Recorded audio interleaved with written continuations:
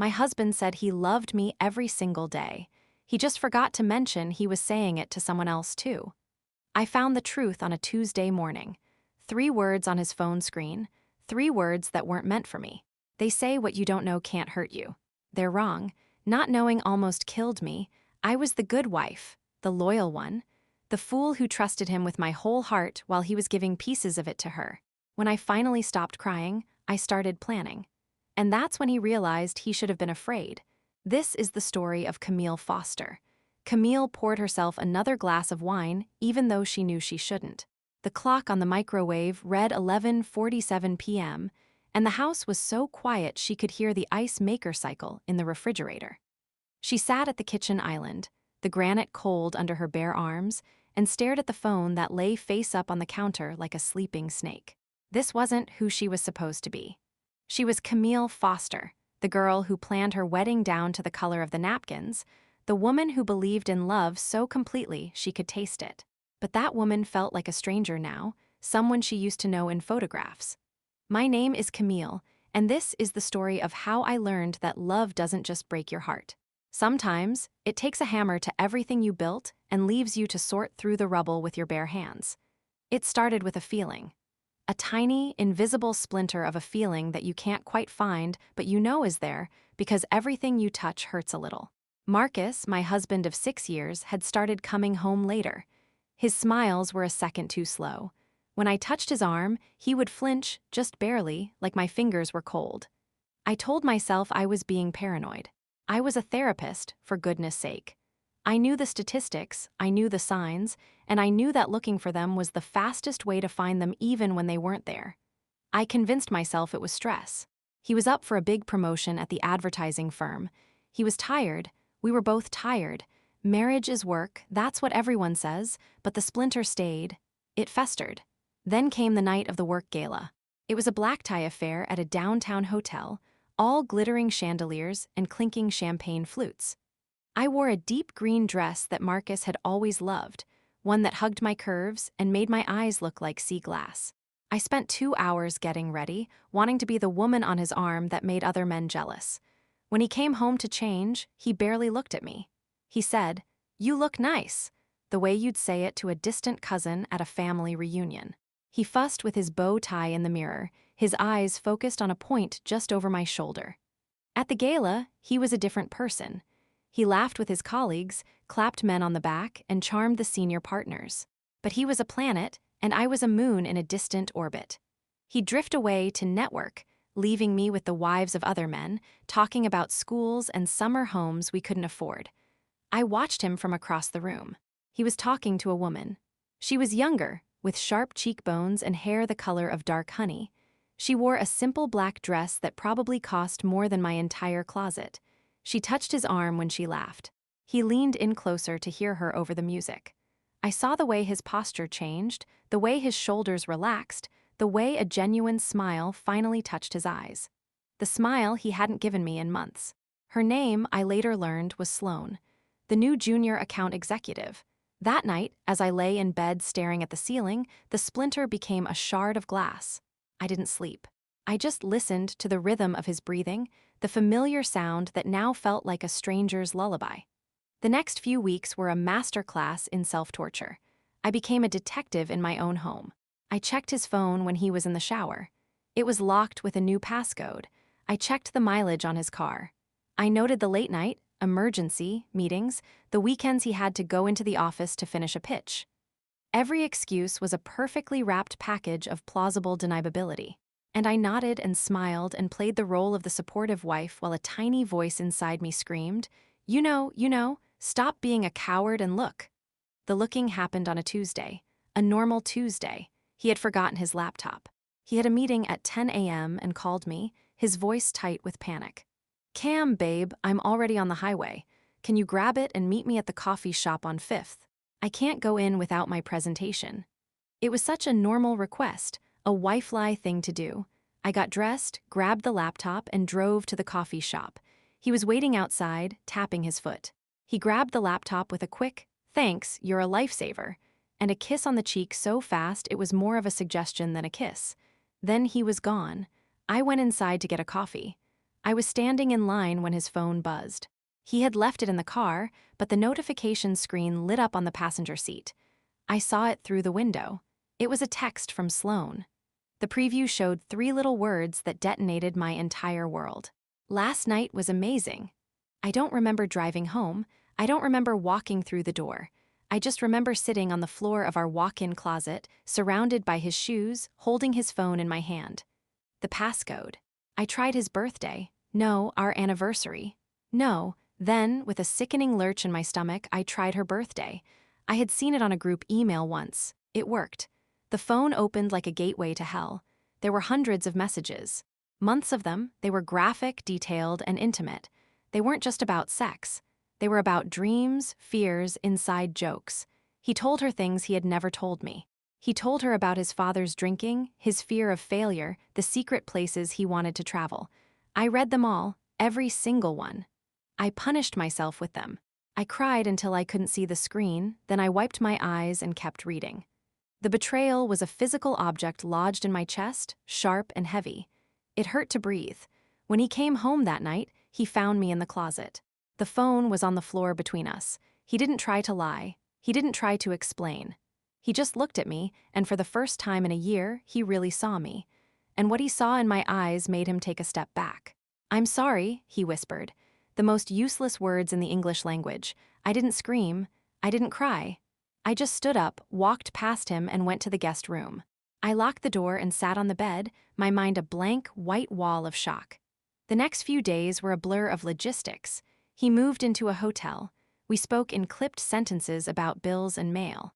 My friends rallied around me with casseroles and angry rants about men.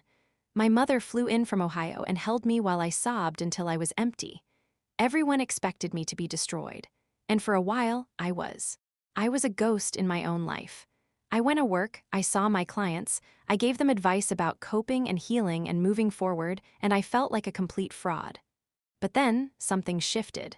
It was a subtle thing, like the changing of the tide. It happened one night when I was going through old photo albums. I found a picture from our wedding day.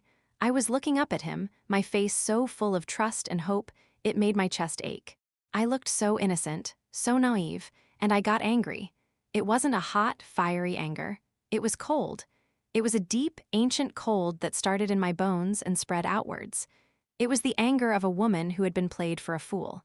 He hadn't just broken my heart, he had broken my reality. He had made me doubt my own instincts, my own worth. He had made me a supporting character in my own life while he cast himself as the hero of a new story with her. That night, I made a decision.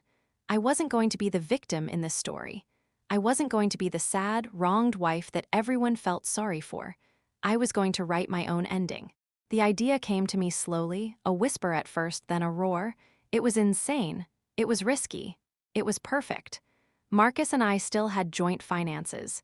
He, in his guilty haste to move out, hadn't thought to change any of the passwords. I had access to everything. Our joint savings account held a little over $200,000. It was money we had saved together for a house, for our future. My future, I corrected myself, my future now. I didn't just take it. That would be too simple, too expected. I needed him to feel it. I needed him to understand what it felt like to have the rug pulled out from under you, to have the life you were building crumble into dust. I started small. I found out that Sloane, his perfect new girlfriend, had a serious weakness. Shoes. Her Instagram was a shrine to designer heels. So, I created a fake email account in the name of a well-known fashion publicist. I sent her a message, saying she had been selected for an exclusive, one-time-only sample sale at a warehouse on the other side of town. The sale was scheduled for the same time as Marcus's big make-or-break presentation to their largest client. She took the bait. I watched her Instagram story that day, a video of her in a taxi, captioned "Secret Sample Sale, Here I Come, Number Blessed." Meanwhile, Marcus was across town, presenting alone. He texted me frantically afterwards, asking if I knew where she was. I just deleted the message. That was just the warm-up. The real plan was more intricate. It required patience. It required me to be the calm, reasonable, soon-to-be ex-wife. We had begun the initial divorce negotiations through lawyers. He was being surprisingly generous, probably out of guilt. But I knew that wouldn't last. Soon, his lawyer would advise him to be tougher. So I had to move fast. Using my access to his work calendar, which he still hadn't thought to change the password for, I saw that he and his team were pitching for a huge new client, a multinational tech company. It was the kind of account that could make his career. He had been working on it for months. The final presentation was in 3 weeks. I started researching. I found out everything I could about the tech company's CEO. His name was Arthur Finch.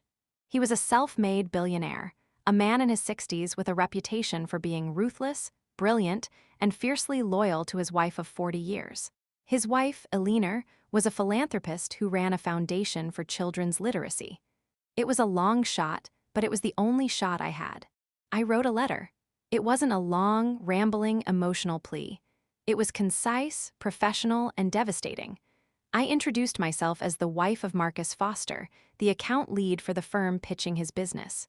I explained, without graphic detail, that my husband was in the middle of a very public and messy divorce due to his affair with a subordinate. I attached screenshots of a few of their more unprofessional work emails, ones where they clearly discussed their relationship during work hours. I mentioned that the team synergy he would be presenting was, in reality, a tangle of personal drama and poor judgment. I didn't ask him not to hire them. I just gave him the information.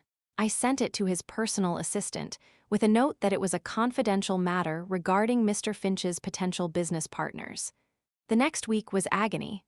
I heard nothing. Marcus was walking on air, convinced the account was in the bag. He and Sloane were blatant about their relationship now. They were seen everywhere together. The office gossip column in the local paper even mentioned them, calling them the power couple of the advertising world. I smiled when I read it. The day of the final presentation came. I pictured Marcus in the conference room, charming, confident, delivering the pitch of his life. I pictured Sloane in the front row, beaming at him. I pictured them going out for celebratory champagne. That night, I got a call from a friend who still worked at the firm. Her voice was a mix of shock and barely concealed glee. "Oh my God, Camille, you won't believe what happened." "What?" I asked, my heart hammering. "The Finch meeting. It was a disaster. About 10 minutes in, Mr. Finch just held up a hand and stopped the presentation. He asked Marcus to step outside for a private word. When they came back in, Marcus was white as a sheet. Finch thanked them for their time, said his company had decided to go in a different direction, and walked out. The whole thing lasted 20 minutes. No one knows what happened. I thanked my friend, hung up the phone, and sat in the dark living room. I didn't feel joy. I felt a deep, resonant satisfaction. It was the feeling of justice, cold and precise, but I wasn't done. The financial part was next. I knew that Marcus, panicked about losing the biggest account of his career, would be distracted. He and Sloane were fighting. I knew because I had set up a small, hidden voice recorder in the living room before he had moved his stuff out, and I had kept it. I heard them arguing about his failure, her missed sample sale, the pressure they were under. It was time. Our joint savings account required 2 signatures for any withdrawal over $10,000, but our joint credit cards did not. Over the course of 2 weeks, I made a series of calculated purchases. I bought a new car, a sensible SUV in my name only. I paid off my student loans in full. I took a first-class trip to Paris, booking it for a date after the divorce would be final. I bought furniture, art, jewelry. I wasn't being frivolous, I was liquidating an asset. I was converting our joint savings, through the credit card, into tangible property that was mine.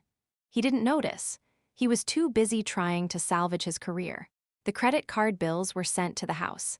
I paid them from the joint account. The money was just moving from one pot to another, but the pot I was filling was my own. The final piece of the puzzle was the house. We owned it jointly. I knew he would want his half of the equity.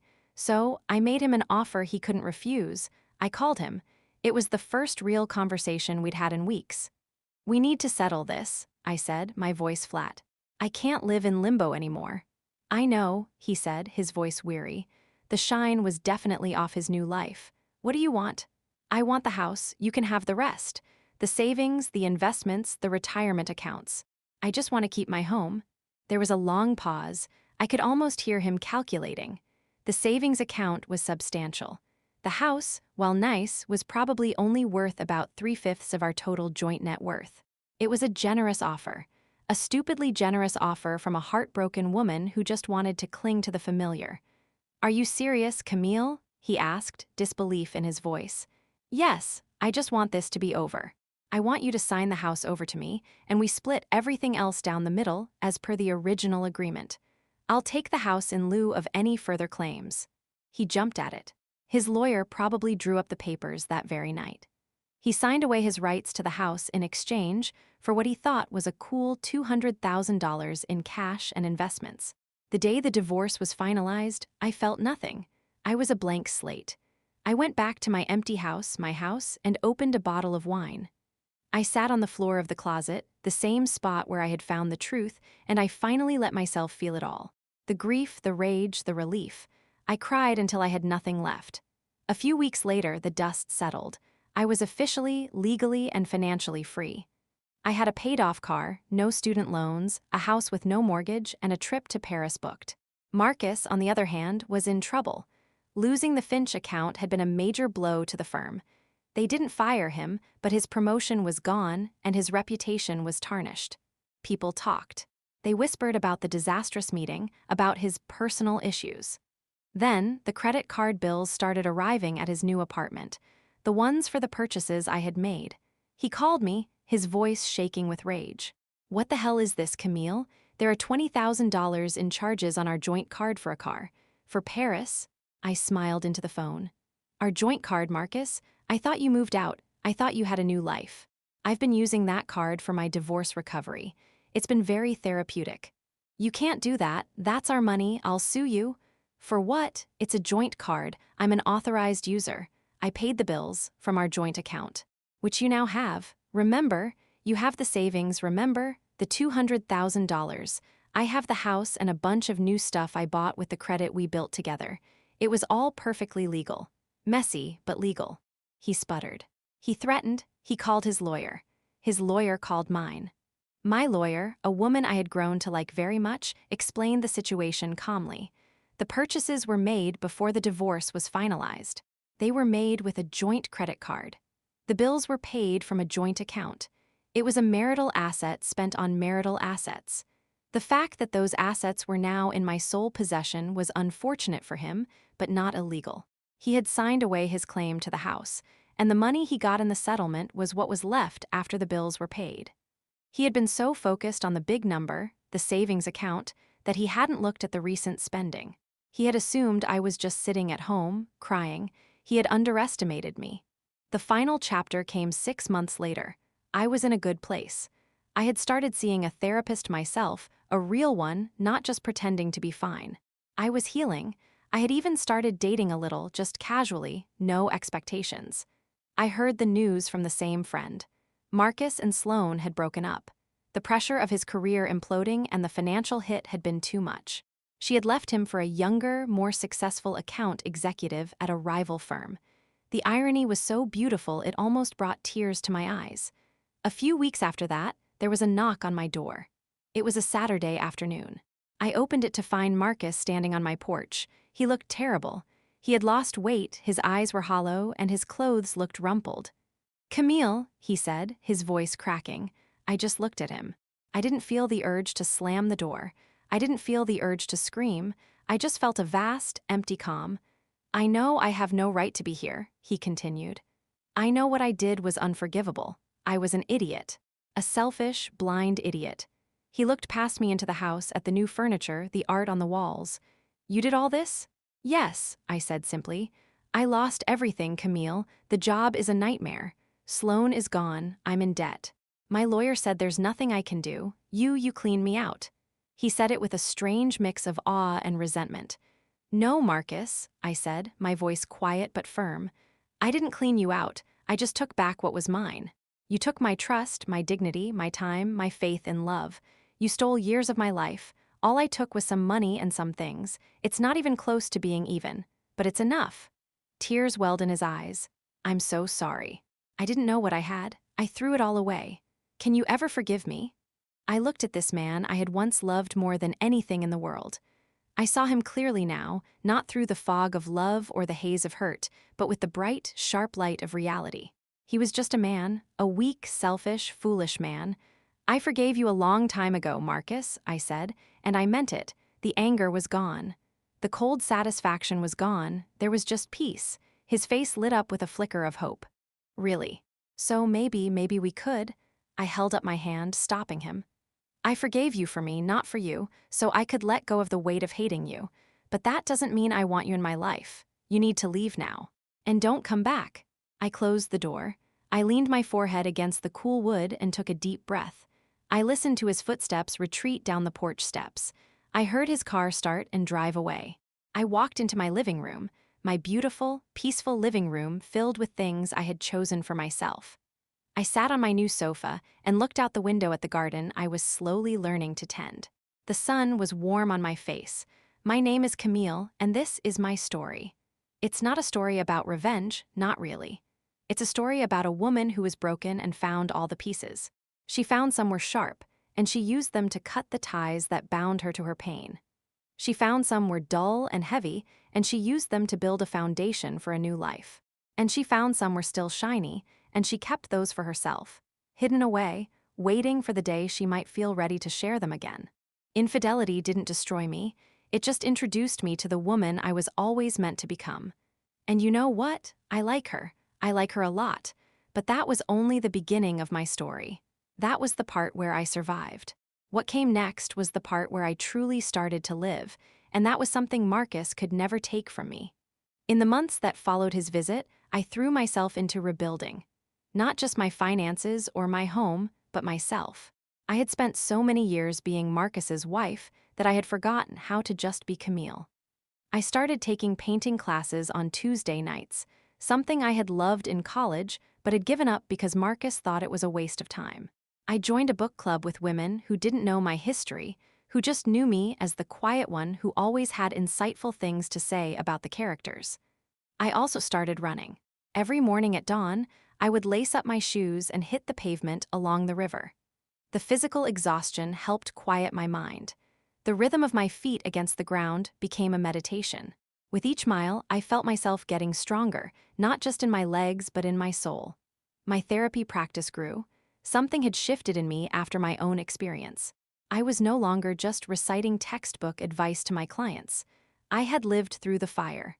I understood their pain on a cellular level. The women who came to me after infidelity, after betrayal, after having their worlds turned inside out, they looked at me differently now. They saw someone who had been where they were and had come out the other side. I didn't just help them cope anymore. I helped them fight. One of my clients, a woman named Diana, was going through something similar to what I had experienced.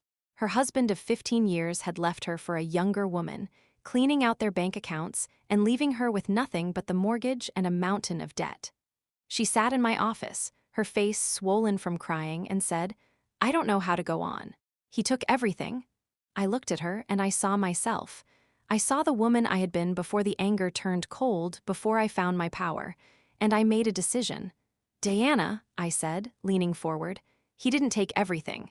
He took what he could reach, but there's a whole world of things he can't touch, and I'm going to help you find them."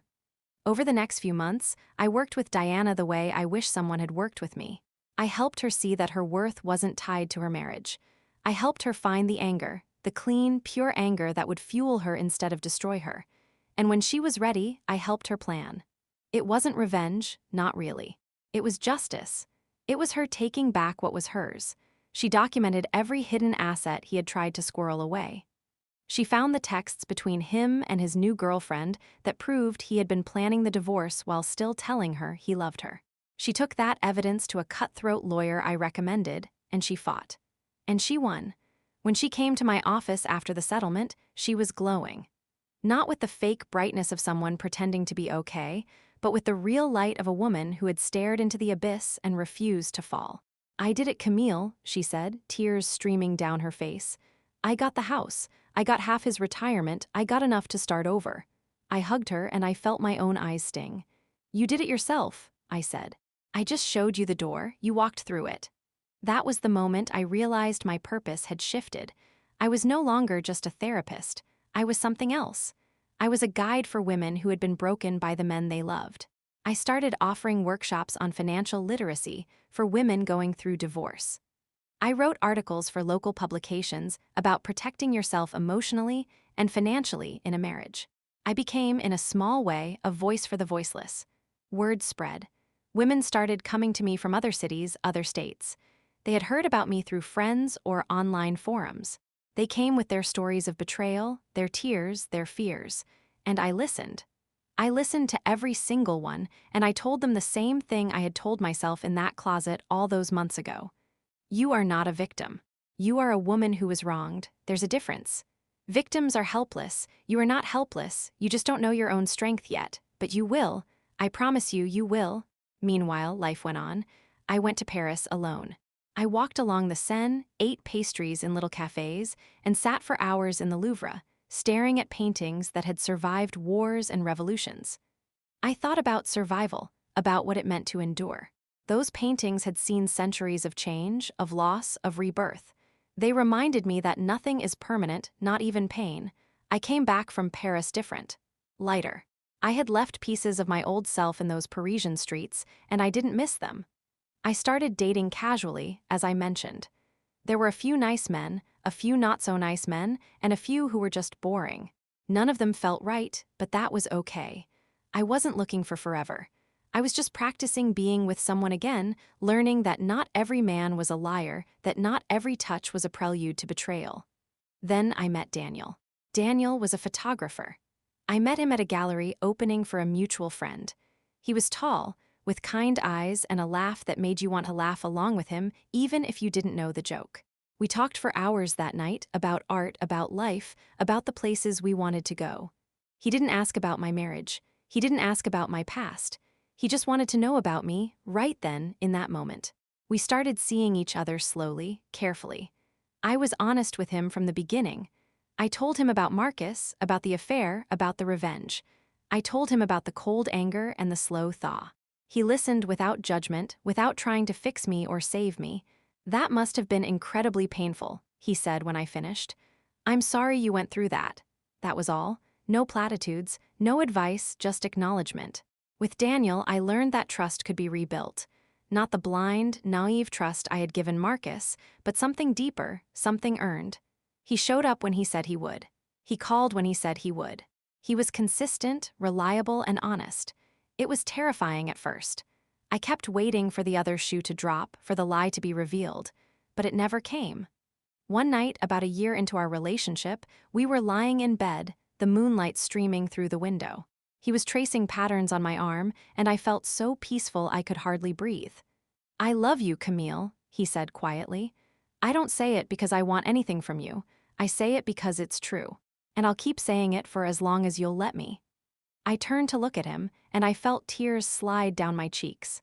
Not sad tears, not scared tears, just tears of gratitude that life had brought me to this moment, to this man, to this version of myself that could actually hear those words and believe them.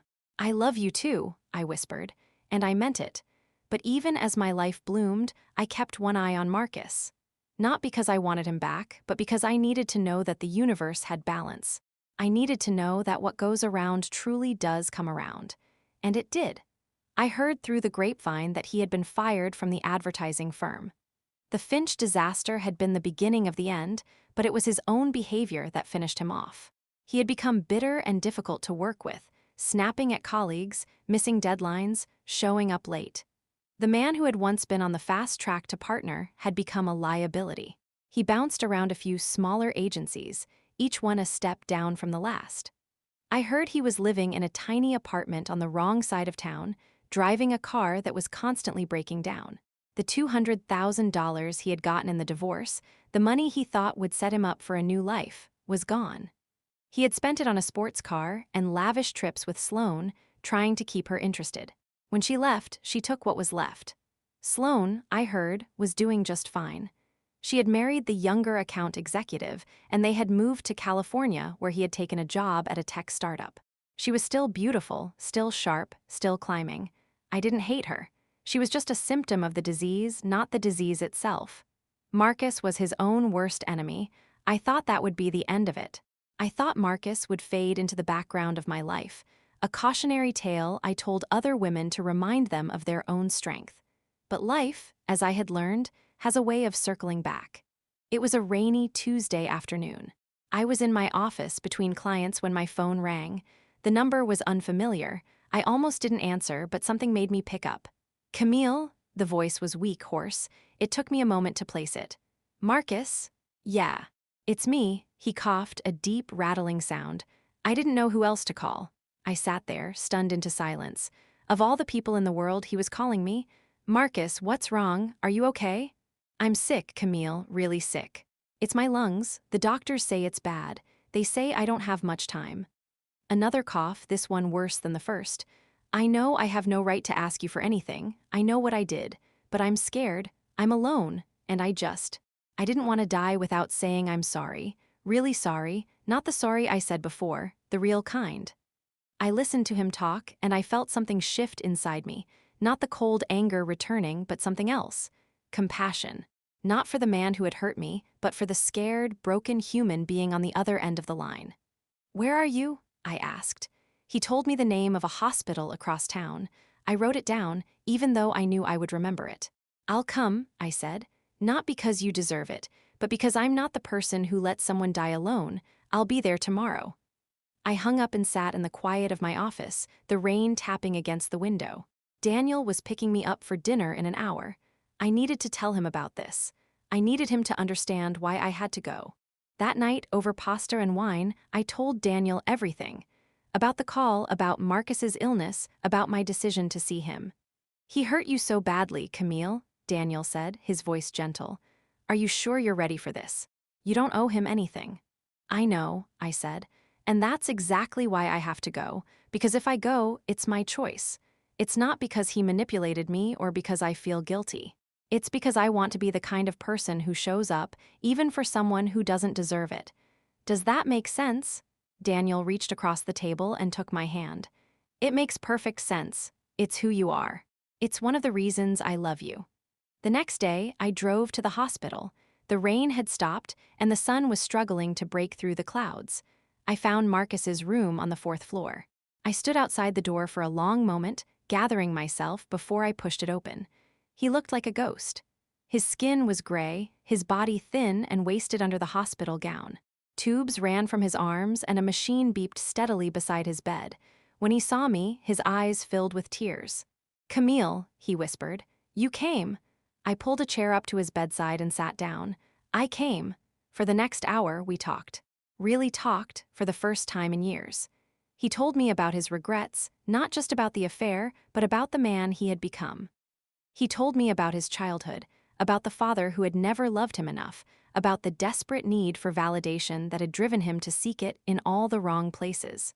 He wasn't making excuses, he was just explaining. I spent my whole life trying to prove I was worthy of love, he said, his voice barely above a whisper. And in doing that, I pushed away the one person who actually loved me. I was so stupid, so blind.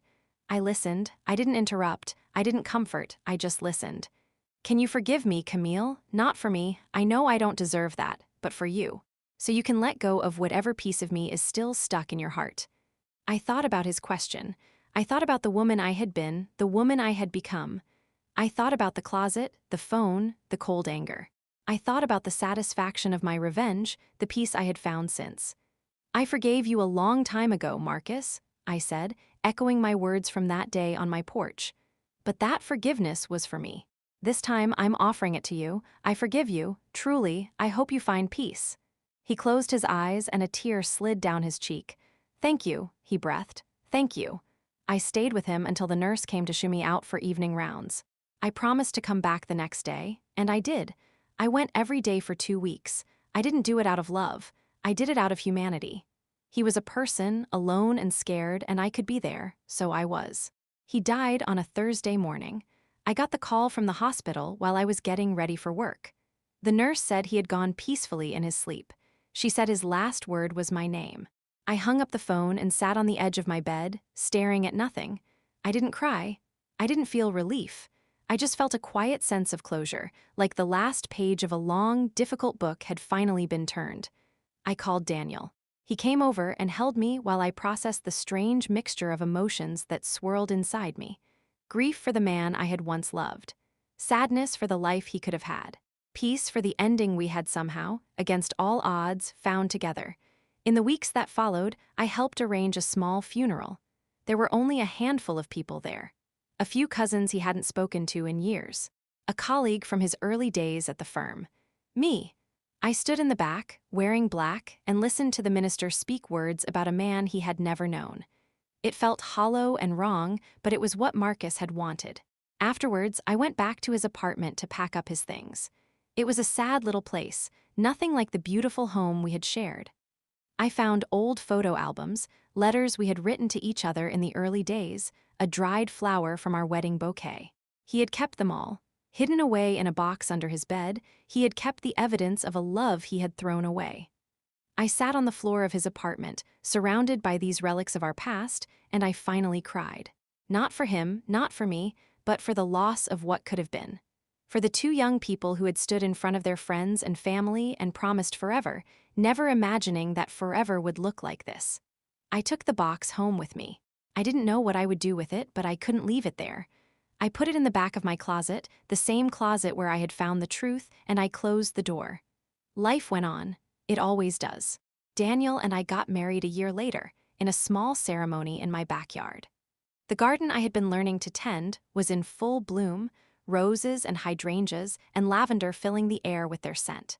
I wore a simple white dress, nothing like the elaborate gown from my first wedding. This time, it was about the marriage, not the wedding. My mother was there, crying happy tears. My friends were there, cheering as we said our vows. And in my heart, I carried the lessons of my past, not as weights but as wisdom. I still see clients who have been betrayed. I still run workshops for women starting over. I still write articles and give talks. But now, when I tell my story, I include the ending, the real ending. The one where forgiveness and justice can coexist. The one where revenge is just a stepping stone to something greater. Marcus taught me many things. He taught me that love can blind you. He taught me that pain can either destroy you or transform you. And in the end, he taught me that even the people who hurt us most are still human, still flawed, still deserving of compassion. I don't regret what I did. The revenge, the planning, the careful execution of my plan. It saved me. It gave me back my power when I thought it was gone forever. But I also don't regret the forgiveness. It freed me in a different way, a deeper way. My name is Camille, and this is my story. The whole story. From the first splinter of suspicion to the final breath of forgiveness. It's a story about infidelity, yes. But more than that, it's a story about a woman who refused to be defined by the worst thing that ever happened to her. I am not a victim. I am not a survivor. I am simply a woman who has lived and loved and lost and found her way back to herself. And that, I have learned, is the greatest revenge of all. The garden is blooming. The sun is warm. Daniel is inside making dinner, and I can hear him humming along to the radio. Life is good. Not perfect, but good. And for now, that is more than enough. Sometimes, late at night, when I can't sleep, I think about that woman in the closet. The one surrounded by shoes and secrets, holding a phone that held her destruction. I want to reach through time and touch her shoulder to tell her that it's going to be okay. That she's going to be okay. That the pain she feels right now, the pain that seems endless and unbearable, will one day be just a memory. A scar, not an open wound. I want to tell her that the anger is a gift if she uses it right. That the revenge she plans will be satisfying, but not as satisfying as the life she builds afterwards. That the man who broke her heart will one day be a footnote in a much larger story, her story. And I want to tell her that love will find her again. Not the same love, not the naive love of youth, but something deeper, something tested by fire and found true. That she will learn to trust again, to open her heart again, to risk again, and that it will be worth it. But I can't tell her any of that. So instead, I just send her a silent message across the years. Hold on, I whisper into the darkness. Just hold on. It gets better, I promise. And it did, it does, it will.